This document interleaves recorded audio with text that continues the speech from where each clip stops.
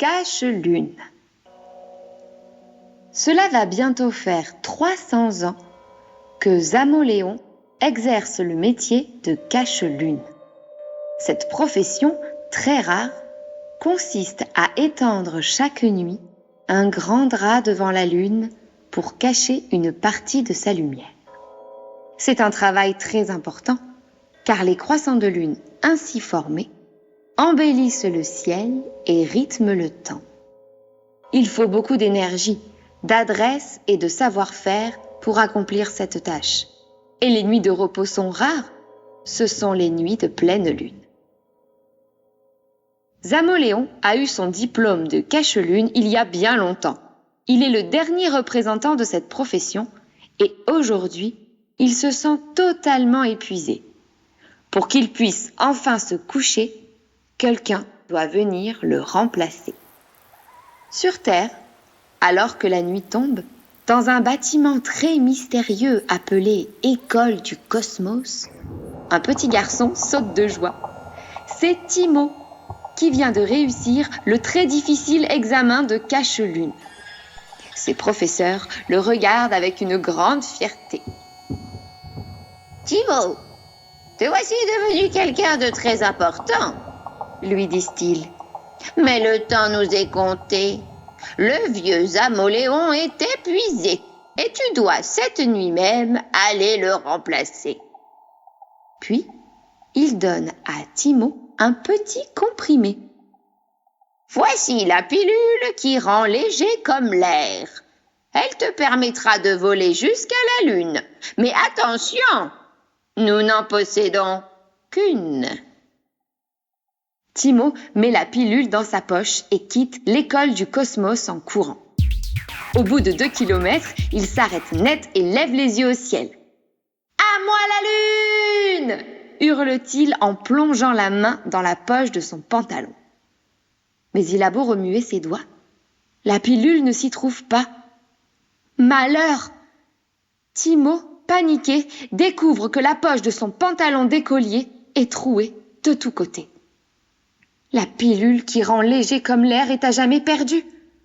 Et nos croissants de lune? Bientôt, il n'y en aura plus. Timo, désespéré, rejoint la ville la plus proche. Il s'assoit sur une boîte aux lettres et regarde la lune en soupirant. Gonzague de la Gazette, le petit marchand de journaux, l'aperçoit et s'approche de lui pour connaître la cause de son tracas. Timo lui explique. « J'ai un énorme problème. Je dois à tout prix aller sur la lune et j'ai perdu la pilule qui rend léger comme l'air. »« Hé, voilà une histoire bien insolite, » rétorque Gonzague. « Et pourquoi diable veux-tu aller sur la lune ?»« Je suis le nouveau cache-lune et je dois remplacer Zamoléon, mais je n'ai aucun moyen d'aller jusque là-haut. »« Hé, j'ai une idée, » s'écrie Gonzague.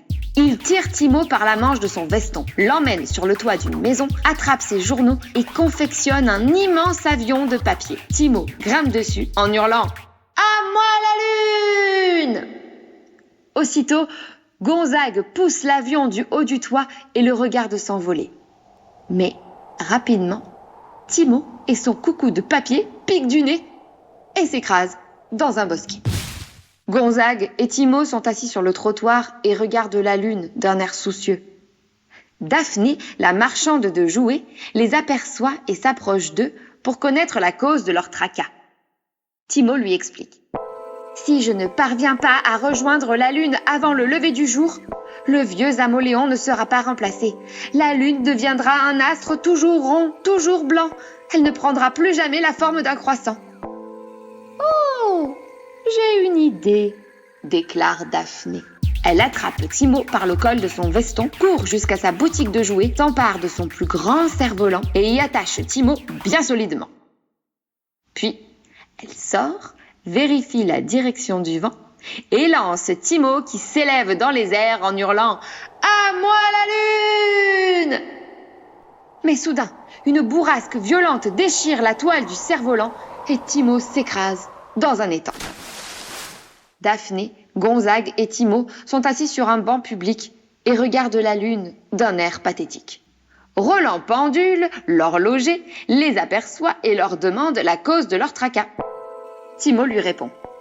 Si je ne parviens pas à rejoindre la lune avant l'aube, le vieux Zamoléon ne sera pas remplacé. La lune deviendra un astre toujours rond, toujours blanc. Elle ne prendra plus jamais la forme d'un croissant. Oh, j'ai une idée, déclare Roland. Il attrape Timo par les pieds, lui arrache ses souliers et fonce jusqu'à son atelier. Là, il démonte une horloge, récupère 2 énormes ressorts et les fixe aux chaussures de Timo. Celui-ci les enfile, regarde la lune et se met à sauter sur place comme un forcené. Mais rapidement, Timo a des ampoules aux pieds. Au bout de 40 bonds, épuisé, il retombe sur le nez. Albert, le souffleur de verre, tente d'aider Timo en l'enfermant dans une grande bulle de savon. Benoît, le lanceur de poids, le projette de toutes ses forces. Marlou, le voyou, construit un immense lance-pierre. Margot, qui parle aux oiseaux, le fait soulever par 300 moineaux. Tout le monde veut aider Timo, mais personne ne trouve la solution. Marlou, Benoît, Margot, Albert, Roland, Daphné, Gonzague, tout le reste de la ville et Timo sont accoudés à un muret et regardent la lune d'un air désespéré. Tout à coup, au milieu du silence, une petite voix fluette se fait entendre. « Et pourquoi ne ferait-on pas une échelle humaine ?» C'est la petite Chloé, que personne n'avait repérée. Aussitôt, la gaieté gagne l'assemblée et l'horloger monte sur les épaules du souffleur de verre qui monte sur les épaules du petit marchand de journaux et ainsi de suite, jusqu'à ce que soit formée une immense échelle de l'amitié. Timo s'appuie sur ses compagnons devenus échelons et rejoint la lune sous leurs acclamations. Zamoléon prend aujourd'hui une retraite bien méritée, quelque part dans la Voie lactée, et Timo, le nouveau cache-lune, prépare chaque nuit un magnifique croissant pour la ville assoupie. Depuis, le sommeil des habitants est paisible et profond, car tous croient voir en s'endormant le sourire de Timo.